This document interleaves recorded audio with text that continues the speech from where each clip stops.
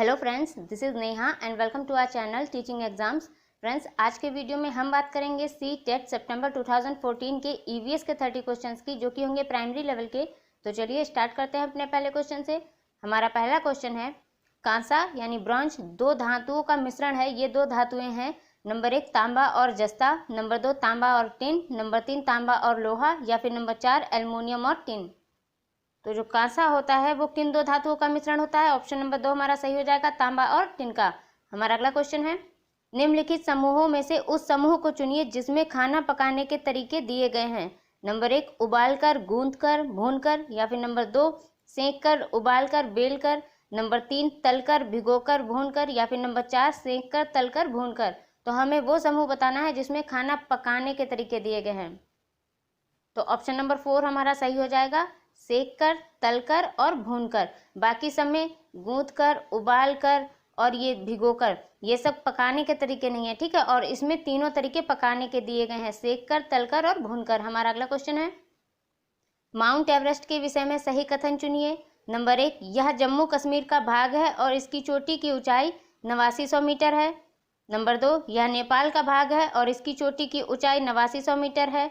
Number 3 यह भारत का भाग है और इसकी चोटी की ऊंचाई 9850 मीटर है। या फिर नंबर 4 यह तिब्बत का भाग है और इसकी चोटी की ऊंचाई 9850 मीटर है।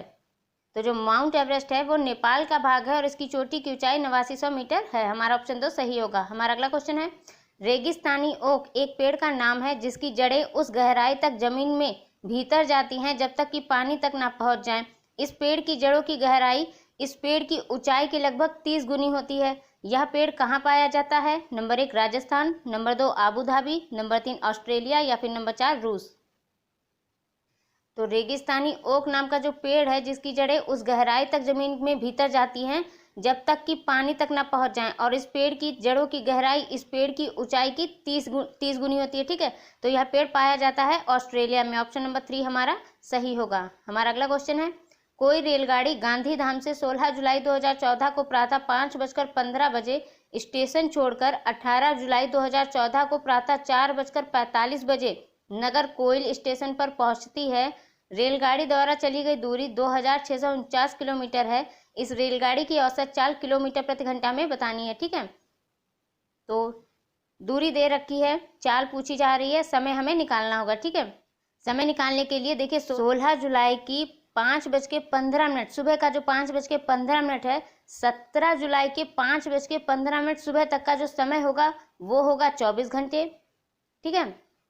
फिर 17 तारीख से 18 तारीख तक की सुबह के 5:15 तक का समय होगा, फिर से 24 घंटे। और हमें बताना कहाँ तक का है? 4:45 तक का। और हमने बताया कितना है? 5:15 तक का। तो 5:15 से 4:45 अगर हम घटा दें तो कितना बचेगा? 1 घंटा इधर से कैरी लिया, 60 मिनट में जोड़ दिया, 60 और 15 हो गया 75, 75 में जब 45 गए तो बचेगा 30, यानी कि हमने 30 मिनट एक्स्ट्रा जोड़ दिए हैं। तो हम 24 घंटे में से 30 मिनट घटा देंगे, ठीक है। तो 24 घंटे में जब हम 30 मिनट घटा देंगे तो हमारे पास बचेगा 23 घंटा 30 मिनट, ठीक है। ये कितना टाइम हो गया? ये हो गया 17 जुलाई से 18 जुलाई के 4:45 तक का समय, ठीक है। तो अब देख लेते हैं, 16 जुलाई की सुबह 5:15 से 17 जुलाई के सुबह 5:15 तक का समय हो जाएगा 24 घंटे। फिर 17 जुलाई से लेकर 18 जुलाई, 17 जुलाई के 5:15 से 18 जुलाई के 4:45 तक का समय निकला है हमारा 23 घंटा 30 मिनट, ठीक है। इसको जोड़ लेते हैं तो ये हो गया 30, 4 3 7 2 2 4, यानी 47 घंटे 30 मिनट। अब हमें बताना क्या है? चाल बतानी है, वो भी किलोमीटर प्रति घंटा में। तो चाल का फॉर्मूला होता है चाल बराबर दूरी बटे समय। तो दूरी है हमारी 2649, समय था हमारा 47 घंटे 30 मिनट, यानी कि 47.5 घंटे। 47.5 घंटे को हम ऐसे लिख सकते हैं, 47 कैसे आया? ये 47 घंटे 30 मिनट था। 30 मिनट को अगर हम घंटे में कन्वर्ट करें तो हमें 60 से भाग देना होगा, 0 से 0 कैंसिल, 3 एकम 3, 3 दूना 6, 1/2, 1/2 यानी आधा। आधे को हम 50 लिख सकते हैं, तो साफ साफ लिख लेते हैं। तो चाल हमें निकालनी थी, चाल बराबर हो गया, दूरी हो गई हमारी 2649, समय हो गया हमारा 47.5 घंटा, ठीक है। अब अगर इस पॉइंट कैंसिल किया, 0 यहाँ बढ़ाया। अब इसको अगर हम कैंसिल करते हैं तो हमारा जो आंसर आएगा वो आएगा 55.76। ठीक है, संख्या पॉइंट के बाद जो संख्या है वो 7 से बड़ी है तो हम इसको लिख सकते हैं 56 किलोमीटर प्रति घंटा। तो ऑप्शन नंबर 2 हमारा सही हो जाएगा, 56 किलोमीटर प्रति घंटा। हमारा अगला क्वेश्चन है, बिहार राज्य के लोगों के लिए मधुमक्खी पालन शुरू करने की सबसे अच्छी अवधि कौन सी होती है? नंबर 1 जनवरी से मार्च, नंबर 2 अप्रैल से जून, नंबर 3 जुलाई से सितंबर, या फिर नंबर 4 अक्टूबर से दिसंबर। तो बिहार राज्य के लोगों के लिए मधुमक्खी पालन शुरू करने की सबसे अच्छी अवधि होती है अक्टूबर से दिसंबर तक। ठीक है, ऑप्शन नंबर 4 हमारा सही होगा। हमारा अगला क्वेश्चन है, खेजड़ी वृक्ष के बारे में सही कथनों को चुनिए। नंबर 1 यह वृक्ष मुख्यतः रेगिस्तानी क्षेत्रों में पाया जाता है। नंबर 2 इसे अधिक जल की आवश्यकता नहीं होती। नंबर 3 यह छायादार वृक्ष है जिसकी छाया में बच्चे खेलना पसंद करते हैं। नंबर 4 यह अपने तने में जल एकत्र करता है और लोग पतले पाइप से इस जल को पीते हैं। तो खेजड़ी वृक्ष के बारे में हमें सही कथन बताने हैं। तो यह वृक्ष मुख्यतः रेगिस्तानी क्षेत्रों में पाया जाता है, सही है। इसे अधिक जल की आवश्यकता नहीं होती है, सही है। यह छायादार वृक्ष है जिसकी छाया में बच्चे खेलना पसंद करते हैं, तो ये भी सही है। यह अपने तने में जल एकत्र करता है और लोग पतले पाइप से इस जल को पीते हैं, तो ये गलत है। तो पॉइंट नंबर 1, 2 और 3 हमारा सही होगा, तो ऑप्शन 1 सही होगा। ठीक है, हमारा अगला क्वेश्चन है,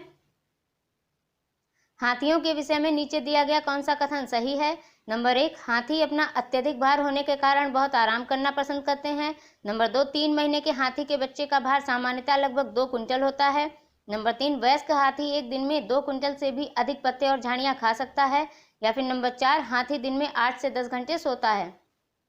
तो हमें बताना है कौन सा कथन सही है। तो ऑप्शन नंबर 2 हमारा सही होगा, 3 महीने के हाथी के बच्चे का भार लगभग 2 कुंटल होता है। ठीक है, बाकी ऑप्शन अत्यधिक भार होने के कारण बहुत आराम करता है, तो गलत है। 2 से 4 घंटा, एक हाथी 2 से 4 घंटे तक सोता है।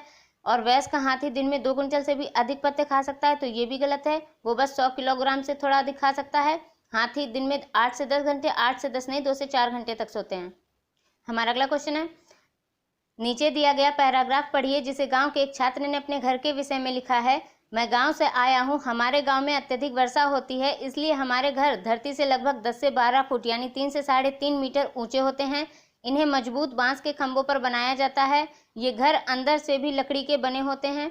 तो यह गाँव होना चाहिए नंबर 1 आंध्र प्रदेश में, नंबर 2 असम में, नंबर 3 तमिलनाडु में, या फिर नंबर 4 उत्तराखंड में। तो जहां अत्यधिक वर्षा होती है और घर धरती से लगभग 10 से 12 फुट यानी 3 से 3.5 मीटर ऊंचे होते हैं, बांस के खंभों पर बनाया जाता है और अंदर से भी जो घर वो होता है लकड़ी का बना होता है, तो यह घर होता है असम में। ठीक है, ऑप्शन नंबर 2 हमारा सही होगा। हमारा अगला क्वेश्चन है, ब्रेल लिपि में मोटे कागज पर उभरे हुए बिंदु बने होते हैं। यह लिपि आधारित होती है नंबर 1 4 बिंदुओं पर, नंबर 2 6 बिंदुओं पर, नंबर 3 8 बिंदुओं पर, या फिर नंबर 4 10 बिंदुओं पर। तो ब्रेल लिपि में जो मोटे कागज पर उभरे हुए बिंदु होते हैं वो 6 बिंदु होते हैं। ठीक है, ऑप्शन नंबर 2 हमारा सही होगा। हमारा अगला क्वेश्चन है, निम्नलिखित पक्षियों में से कौन काफी हद तक अपनी गर्दन को पीछे तक घुमा सकता है? नंबर 1 मैना, नंबर 2 उल्लू, नंबर 3 कौवा, या फिर नंबर 4 कोयल। तो कौन सा पक्षी काफी हद तक अपनी गर्दन को पीछे घुमा सकता है? तो ऑप्शन 2 सही होगा, उल्लू। हमारा अगला क्वेश्चन है, हमारे देश के नीचे दिए गए भाग में खाने की चीजें जैसे टैपियोका और नारियल को लोग अपने घर के आंगन में ही उगाते हैं और उन्हें इनसे बने खाने का स्वाद बहुत अच्छा लगता है। Number 1 Andhra Pradesh, number 2 Assam, number 3 Goa, या फिर नंबर 4 केरल। तो ऑप्शन नंबर 4 हमारा सही होगा, केरल। केरल में ही लोग टैपियोका और नारियल को अपने घर के आंगन में उगाते हैं। हमारा अगला क्वेश्चन है, कोई डॉक्टर एक मरीज को खाने के लिए कुछ दवाइयां लिखता है और साथ ही गुड़, आंवला और हरी पत्तेदार सब्जियां जरूर खाने का सुझाव देता है। यह मरीज किस रोग से पीड़ित होना चाहिए? नंबर 1 बुखार, नंबर 2 मियादी बुखार, नंबर 3 मलेरिया, या फिर नंबर 4 एनीमिया। तो गुड़, आंवला और हरी पत्तेदार सब्जियों में आयरन भरपूर मात्रा में होता है और जब हमारे शरीर में हीमोग्लोबिन की कमी हो जाती है तो हमें लगता है एनीमिया रोग। तो ऑप्शन नंबर 4 हमारा सही होगा, एनीमिया। हमारा अगला क्वेश्चन है, कुछ पक्षी हमारी तुलना में 4 गुनी अधिक दूरी तक देख सकते हैं। ये पक्षी हैं नंबर 1 कौवा, चील, बुलबुल, नंबर 2 बाज, कबूतर, तोता, नंबर 3 चील, बाज, गिद्ध, या फिर नंबर 4 फाख्ता, कौवा, मोर। तो कौन से पक्षी हमारी तुलना में 4 गुनी अधिक दूरी तक देख सकते हैं? तो ऑप्शन 3 सही होगा, चील, बाज और गिद्ध। हमारा अगला क्वेश्चन है, भारत के मानचित्र में दिल्ली की स्थिति के सापेक्ष हिमाचल प्रदेश की राजधानी और मध्य प्रदेश की राजधानी भोपाल क्रमशः स्थित हैं। दिल्ली के नंबर 1 उत्तर पूर्व और उत्तर पश्चिम में, नंबर 2 दक्षिण पश्चिम और दक्षिण पूर्व में, नंबर 3 उत्तर और दक्षिण में, या फिर नंबर 4 दक्षिण पूर्व और उत्तर पश्चिम में। तो दिल्ली की स्थिति के सापेक्ष हिमाचल प्रदेश की राजधानी जो कि शिमला है वो उत्तर में स्थित है, और दिल्ली के सापेक्ष मध्य प्रदेश की राजधानी जो कि भोपाल है वो दक्षिण में स्थित है। तो ऑप्शन नंबर 3 हमारा सही होगा। हमारा अगला क्वेश्चन है, ईवीएस संक्षेपण का अर्थ प्रयुक्त होता है। Number 1 environmental skills, number 2 environmental science, number 3 environmental sources, या फिर नंबर 4 एनवायरमेंटल स्टडीज। तो ईवीएस जो होता है वो एनवायरमेंटल स्टडीज होता है, ठीक। ऑप्शन नंबर 4 हमारा सही होगा। हमारा अगला क्वेश्चन है, निम्नलिखित में से कौन सा प्राथमिक स्तर पर पर्यावरण अध्ययन के शिक्षण का उद्देश्य नहीं है। नंबर 1 कक्ष में होने वाले अधिगम को विद्यालय के बाहर की दुनिया के साथ जोड़ना। नंबर 2 शिक्षक कक्ष में कड़े अनुशासन को सुनिश्चित करे। नंबर 3 बच्चों को प्रश्न पूछने के लिए अवश्य अभिप्रेरित करना चाहिए। नंबर 4 बच्चों को अपने निकटतम परिवेश से परिचय प्राप्त करने के लिए अवश्य अभिप्रेरित करना चाहिए। तो हमें पूछा जा रहा है प्राथमिक स्तर पर पर्यावरण अध्ययन के शिक्षण का उद्देश्य नहीं है। तो ऑप्शन नंबर 2 हमारा सही होगा। शिक्षक कक्ष में कड़े अनुशासन को सुनिश्चित करे। अनुशासन रखना चाहिए लेकिन कड़ा अनुशासन नहीं, कड़ा शब्द हमारा नकारात्मक हो जाएगा, ठीक है। तो ऑप्शन नंबर 2 हमारा सही होगा। हमारा अगला क्वेश्चन है, आंचल अपनी कक्षा 5 में पर्यावरण अध्ययन की कक्षा में अक्सर गहन जांच पड़ताल वाले और कल्पनापरक प्रश्न पूछती है। उसके द्वारा इस प्रकार के प्रश्न करने का उद्देश्य किस कौशल में सुधार करना है। नंबर 1 अवलोकन कौशलों में, नंबर 2 संवेगात्मक कौशलों में, नंबर 3 चिंतन कौशलों में, या फिर नंबर 4 बोलने संबंधी कौशलों में। तो आंचल अपनी कक्षा 5 में पर्यावरण अध्ययन की कक्षा में अक्सर गहन जांच पड़ताल वाले और कल्पनापरक प्रश्न पूछती है। तो ऑप्शन नंबर 3 हमारा सही होगा, चिंतन कौशल, क्योंकि जब गहन जांच पड़ताल और कल्पनापरक प्रश्न पूछा जाएगा तो उसमें चिंतन कौशल का इस्तेमाल होगा, ठीक है। तो ऑप्शन नंबर 3 हमारा सही होगा। हमारा अगला क्वेश्चन है, कक्षा 3 के शिक्षार्थियों को हमारे दोस्त पक्षी प्रकरण पढ़ाते समय नलिनी नीचे दी गई पद्धति का प्रयोग करती है। नंबर 1 पक्षियों पर आधारित वृत्त चित्र दिखाना। नंबर 2 विभिन्न पक्षियों को तस्वीरों वाले चार्ट का प्रयोग करना और संक्षेप में उनका वर्णन करना। नंबर 3 शिक्षार्थियों को नजदीक के पार्क में ले जाना और उनसे पक्षियों को ध्यान से देखने के लिए कहना। नलिनी निम्न में से किस प्रयोजन के लिए सीखने के विभिन्न आगमों का प्रयोग कर रही है। नंबर 1 अपनी पाठ्य योजना का पालन करना। नंबर 2 बहुबुद्धि वाले शिक्षार्थियों की विभिन्न आवश्यकताओं को पूरा करना। नंबर 3 दूसरे शिक्षकों और अभिभावकों को प्रभावित करना, या फिर नंबर 4 शिक्षार्थियों में तर्क शक्ति का विकास करना। तो कक्षा 3 के शिक्षार्थियों को हमारे दोस्त पक्षी प्रकरण पढ़ाते समय नलिनी इन पद्धतियों का प्रयोग करती है। पक्षियों पर आधारित वृत्त चित्र दिखाना यानी एनिमेशन फिल्म दिखाना जिसमें बच्चे सक्रिय होकर अधिगम प्राप्त करते हैं और उनका अधिगम भी स्थायी होता है। विभिन्न पक्षियों की तस्वीरों वाले चार्ट का प्रयोग करना और संक्षेप में उनका वर्णन करना। शिक्षार्थियों को नजदीक के पार्क में ले जाना और उनसे पक्षियों को ध्यान से देखने के लिए कहना। तो किस प्रयोजन के लिए सीखने के विभिन्न उपागमों का प्रयोग कर रही है। तो ऑप्शन नंबर 2 हमारा सही होगा, बहुबुद्धि वाले शिक्षार्थियों की विभिन्न आवश्यकताओं को पूरा करना। हमारा अगला क्वेश्चन है, खेल जो हम खेलते हैं प्रकरण के शिक्षण में शिक्षार्थियों की अधिकतम भागीदारता के लिए निम्न में से कौन सी शिक्षण युक्ति अधिक प्रभावी होगी। नंबर 1 शिक्षार्थियों को खेल के मैदान में ले जाना और उन्हें अलग अलग दिनों में अलग अलग खेल खिलाना। नंबर 2 विभिन्न खेलों के खेल कार्ड बनाना और उन्हें शिक्षार्थियों को दिखाना। नंबर 3 शिक्षार्थियों को भीतर और बाहर खेले जाने वाले विभिन्न खेलों के नाम याद करने के लिए कहना। या फिर नंबर 4 शिक्षार्थियों को टेलीविजन खेल संबंधी कार्यक्रमों को देखने और उस पर आधारित सामान्य परियोजना कार्य बनाने के लिए कहना। तो खेल जो हम खेलते हैं प्रकरण के शिक्षण में शिक्षार्थियों की अधिकतम भागीदारता के लिए सबसे अच्छी शिक्षण युक्ति होगी ऑप्शन 1 शिक्षार्थियों को खेल के मैदान में ले जाना और उन्हें अलग अलग दिनों में अलग अलग खेल खिलाना। बाकी ऑप्शन भी हमारे सही हैं, लेकिन सबसे जो प्रभावी होगा वो पहला ऑप्शन होगा, क्योंकि बच्चे इसमें स्वयं से पार्टिसिपेट करेंगे, स्वयं उनकी भागीदारता होगी और खेल में वो सक्रिय होंगे, इसीलिए ये शिक्षण युक्ति अधिक प्रभावी होगी। हमारा अगला क्वेश्चन है, निम्न में से कौन सा पर्यावरण की कक्षा में रूपात्मक आकलन का समुचित कार्य नहीं है। नंबर 1 पाठ में दी गई महत्वपूर्ण शब्दावली की परिभाषा की व्याख्या करना। नंबर 2 दिए गए प्रयोगात्मक क्रियाकलापों को पूरा करना और अपने अवलोकन को दर्ज करना। नंबर 3 दिए गए प्रयोगात्मक प्रारूप के चिन्हांकन वाले आरेख बनाना। नंबर 4 जल प्रदूषण की हानियों के विषय में चर्चा करना। तो पूछा जा रहा है कौन सा पर्यावरण की कक्षा में रूपात्मक आकलन का समुचित कार्य नहीं है। तो ऑप्शन नंबर 4 हमारा सही होगा, जल प्रदूषण की हानियों के विषय में चर्चा करना। पाठ में दी गई महत्वपूर्ण शब्दावली की परिभाषा की व्याख्या करना, दिए गए प्रयोगात्मक क्रियाकलापों को पूरा करना और अपने अवलोकन को दर्ज करना, और दिए गए प्रयोगात्मक प्रारूप के चिन्हांकन वाले आरेख बनाना। ये सब क्या होते हैं? ये रूपात्मक आकलन के समुचित कार्य होते हैं। और जल प्रदूषण की हानियों के विषय में चर्चा करना या रूपात्मक आकलन का समुचित कार्य नहीं होता। ठीक है, तो ऑप्शन नंबर 4 हमारा सही होगा। हमारा अगला क्वेश्चन है, जीव जंतुओं पर आधारित पाठ को पढ़ाने के बाद शीतल कक्षा 4 के शिक्षार्थियों के लिए चिड़ियाघर के भ्रमण का आयोजन करती है। यह शिक्षार्थियों की मदद करेगा नंबर 1 जीव जंतु संरक्षण के कौशलों के विकास में, नंबर 2 दैनिक समय सारणी की चर्चा में बदलाव में, नंबर 3 कक्षा कक्षीय अधिगम को वास्तविक जीवन की परिस्थितियों के साथ जोड़ने में, या फिर नंबर 4 जीव जंतुओं को पालतू कैसे बनाया जाए इसके प्रति संवेदनशीलता विकसित करना। तो जीव जंतुओं पर आधारित पाठ को पढ़ाने के बाद शीतल कक्षा 4 के शिक्षार्थियों के लिए चिड़ियाघर के भ्रमण का आयोजन करती है। तो शिक्षार्थियों में यह मदद करेगा कक्षा कक्षीय अधिगम को वास्तविक जीवन की परिस्थितियों के साथ जोड़ने में। ठीक है, तो ऑप्शन 3 हमारा सही होगा। हमारा अगला क्वेश्चन है, शालिनी कक्षा 5 के शिक्षार्थियों को पोषण पर आधारित प्रकरण से परिचित कराना चाहती है। उन्हें नंबर 1 श्याम पट्ट पर पाचन तंत्र का आरेख बनाना चाहिए, नंबर 2 पोषक तत्वों से भरपूर विभिन्न प्रकार के भोजन के उदाहरण देने चाहिए, नंबर 3 विभिन्न प्रकार के भोजन को प्रदर्शित करने वाले चार्ट का प्रयोग करना चाहिए, या फिर नंबर 4 शिक्षार्थियों से कहना चाहिए कि वे अपने अपने टिफिन बॉक्स खोलें, उसके तत्वों का अवलोकन करें और उसके बाद उन्हें व्याख्या करनी चाहिए। तो शालिनी कक्षा 5 के शिक्षार्थियों को पोषण पर आधारित प्रकरण से परिचित कराना चाहती है। उन्हें शिक्षार्थियों से कहना चाहिए कि वे अपने अपने टिफिन बॉक्स खोलें, उसके तत्वों का अवलोकन करें और उसके बाद उन्हें व्याख्या करनी चाहिए। ऑप्शन नंबर 4 हमारा सही होगा, क्योंकि जब बच्चे ऐसा करेंगे तो वो प्रत्यक्ष रूप से इस कार्य को करेंगे, जिससे उनका जो पोषण पर आधारित प्रकरण होगा उनसे वो भली बात परिचित होंगे और उनका अधिगम भी प्रभावी होगा, क्योंकि वो इस कार्य को प्रत्यक्ष रूप से कर रहे हैं। ठीक है, हमारा अगला क्वेश्चन है, रश्मि को यह सिखाया जाता है कि वह प्रश्न पत्र बनाते समय निम्न चरणों को, जो कि क्रम में नहीं दिए गए हैं, उनका अनुपालन करें। नंबर 1 प्रश्न लिखना, नंबर 2 रूपरेखा डिजाइन तैयार करना, नंबर 3 प्रश्न पत्र का संपादन करना, या फिर नंबर 4 ब्लूप्रिंट तैयार करना। अनुपालन किए जाने वाले चरणों का सही क्रम कौन सा है? तो किसी भी प्रश्न पत्र को बनाते समय सबसे पहले हमें उसकी रूपरेखा डिजाइन तैयार करनी होती है, फिर हमें ब्लूप्रिंट तैयार करना होता है, फिर प्रश्न लिखना होता है और लास्ट में प्रश्न पत्र का संपादन करना होता है। तो 2 4 1 और 3, 2 4 1 3, तो ऑप्शन नंबर 2 हमारा सही होगा। तो किसी भी प्रश्न पत्र को बनाते समय सबसे पहले हम रूपरेखा यानी कि डिजाइन तैयार करते हैं, फिर हम ब्लूप्रिंट तैयार करते हैं, उसके बाद प्रश्न लिखते हैं और लास्ट में हम प्रश्न पत्र का संपादन करते हैं।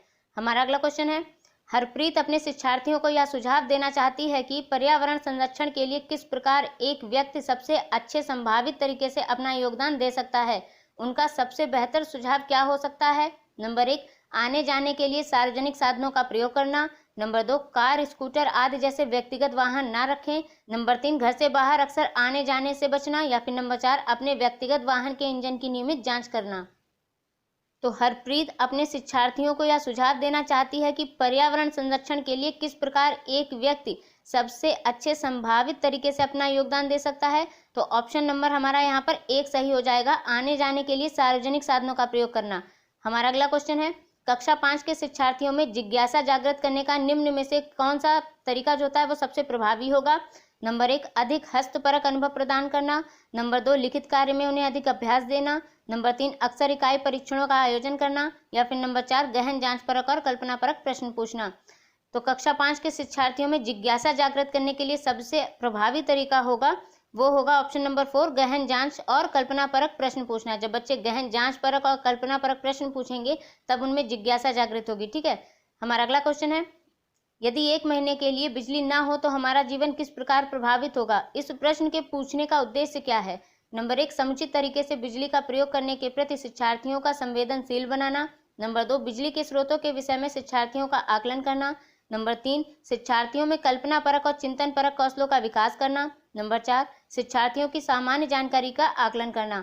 तो 1 महीने के लिए अगर बिजली ना हो तो हमारा जीवन किस प्रकार प्रभावित होगा, इस प्रश्न के पूछने का जो उद्देश्य होगा वो शिक्षार्थियों में कल्पना परक और चिंतन परक कौशलों का विकास करना होगा। ऑप्शन नंबर 3 हमारा सही होगा।